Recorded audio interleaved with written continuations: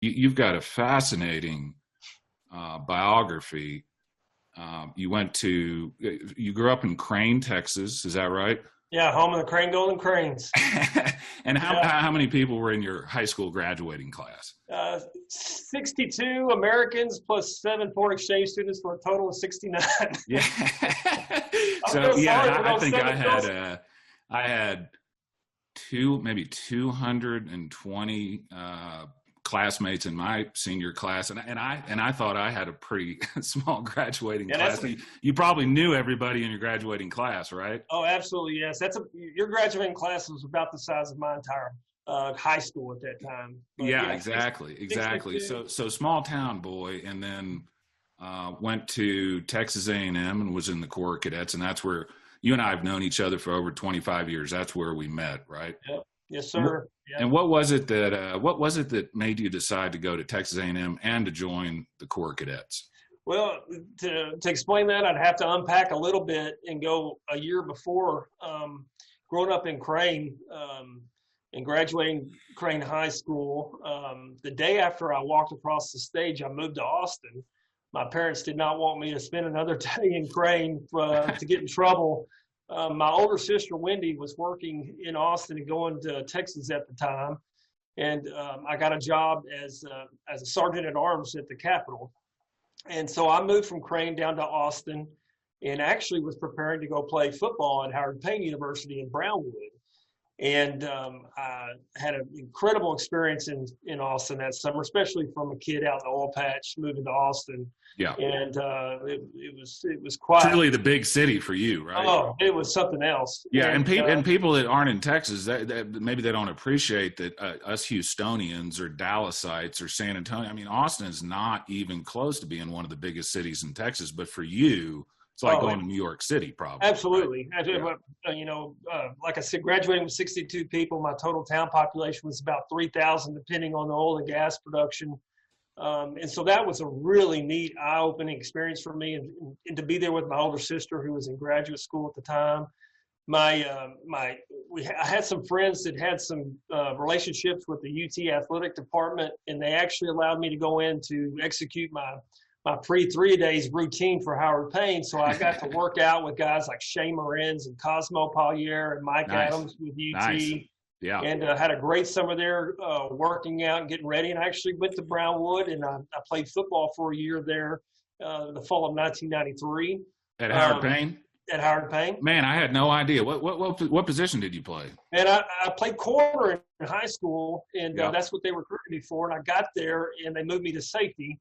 But the day I arrived, the coach that recruited me walked in and said, "Hey, Tarleton University in Stephenville just hired me to become the head track coach, so I'm leaving." And I was like, "Well, wait a minute, buddy. Yeah. You just recruited me to come to Brownwood, and you're leaving." But I really enjoyed Brownwood. It was a great experience. It's a fantastic university.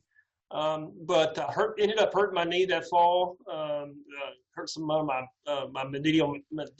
meniscus. And I knew I wasn't going to make the NFL. And I had some friends at A&M. I had some from Crane that were in the Corps, and I went down there for the A&M Texas game that fall, and just fell in love with the spirit, the tradition, everything you know about Brian. Obviously, Yeah. the camaraderie. I mean, it was everything that I was really looking for out of the college experience. And so I finished my spring semester at Howard Payne, and then I fished in to the Corps as opposed to frogging in. I went into A&M as a freshman in the Corps versus going in as a sophomore, although I was a sophomore with hours. So that's how I ended up at A&M. It was really just some friends with really strong connections. Some of my best friends from Crane were there, and had gone to visit, and I just fell in love with it. And it was one of the best decisions I ever made in my life. But very, very interesting, because I had no idea you played football in college. Kind of a similar story, too, in terms of how you and I both joined the Corps, because when I went to A&M, I was what they called they didn't call it this back then, but I was a preferred walk-on, which meant had a slot on the team, didn't have to try out. Yeah. Mm-hmm. Get down there, had no idea in my mind that I was ever going to join the Corps, even though my dad and my granddad were both in the Corps. Played basketball for a year, stopped playing basketball, and then started looking around and said, you know what, I think I'm going to join the Corps, but did the same thing you did. I joined as a sophomore, but I joined the Corps class as a freshman, so I could go through part of my freshman year. And you can't replace that year. What's that? You can't replace that freshman year. That's exactly right. That's exactly right. The challenge you're presented as a freshman and the things that you overcome with these guys that you have no idea who they are, where they're from, and to overcome and survive those challenges with those folks really builds character, and it built the relationships that last a lifetime. No doubt about that. No doubt about that, Dusty. No doubt. Well, so, you know, when you and I both got that experience, we became very close friends with mainly the guys that we were in the Corps with. And then after that, you ended up going to law school, and you also did some graduate studies in social work. And yes. So I guess I was looking at your biography this morning, and I also did not know. I knew you went to law school. I knew you were a lawyer, but I didn't know you had done some studies in graduate school in social work. So tell us a little bit about that. What kind of motivated you not only to go to law school, but also to study social work? Yeah. So I grew up on the McElroy Ranch out in West Texas. It was a huge ranch. It was 250 sections, which there's 640 acres in a section, about 160,000 acres.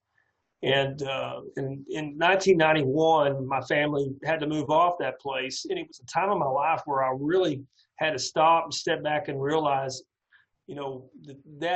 that culture, that lifestyle was dying. And it was a security issue for me. My mother had been the county judge secretary for my whole life, been in and out of the courthouse every day since I was a guy could walk. And going to law school to me felt like security, like I could always land on my feet and always have provide for my family. So that was really kind of where the seed was planted for me, was that experience in leaving the ranch. But in deciding to go to law school at that time after I graduated A&M, I visited several campuses in Texas and throughout the country. And what I really decided on doing, and I think this is a really good kind of loop into your discussion you had with Cyril the other day about lenses. Yeah. About everyone walks through their life with a certain lens based on their life, how they were raised, their experiences.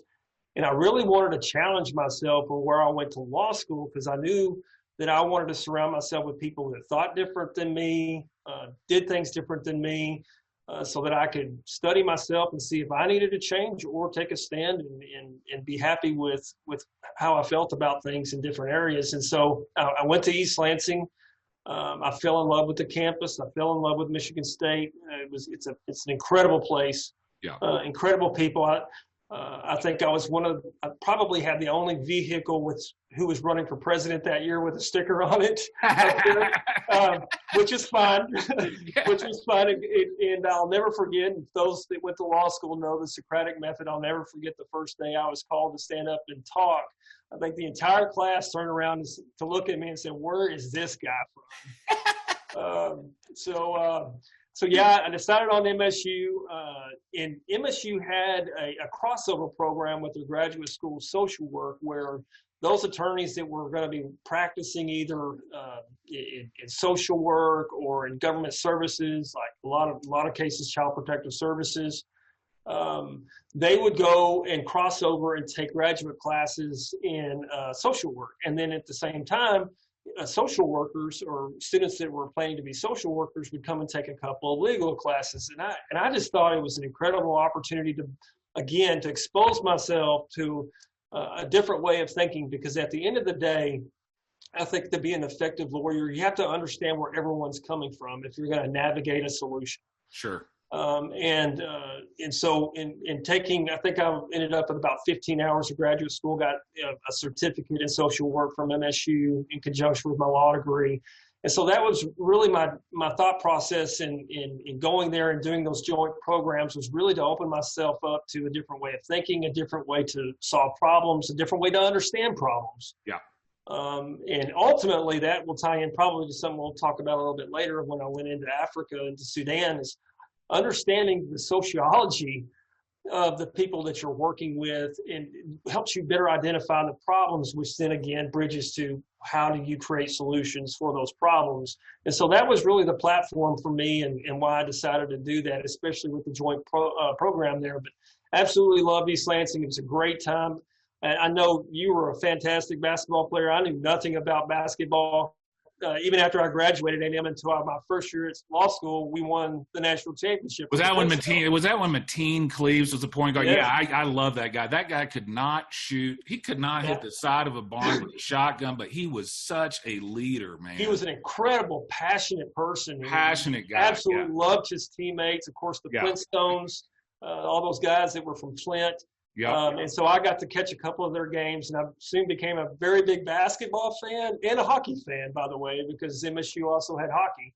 Yeah. And so what a great experience again. What a great not to get into a side conversation about basketball, but the head coach of Michigan State, he's going to be first sure Hall of Fame. Absolutely. First time. I mean, just a phenomenal coach. Yeah, Izzo is just a really special figure there. And not just there, but for the country. His coaching style is something I absolutely love. It's tough. It's competitive. You will never get an easy game out of the Spartans, I promise you. That's exactly right. And so, it's interesting to hear you say, Dusty, that your decision to go out of state to a place that was different than you grew up in was it sounds like it was actually a conscious decision at the time. Like you were looking to expand your horizons, or expand from the small town guy and the Aggie core guy, and kind of learn about different things. And so, I imagine it's kind of funny you say that, because I had a little bit of the same experience when I went to UT Law School. People looked at me as, there's the Aggie core guy, right? Yeah, and you're stereotyped immediately. Immediately. There's the redneck Aggie core guy type of thing. And so, but so then you got to surprise them. Yeah, exactly.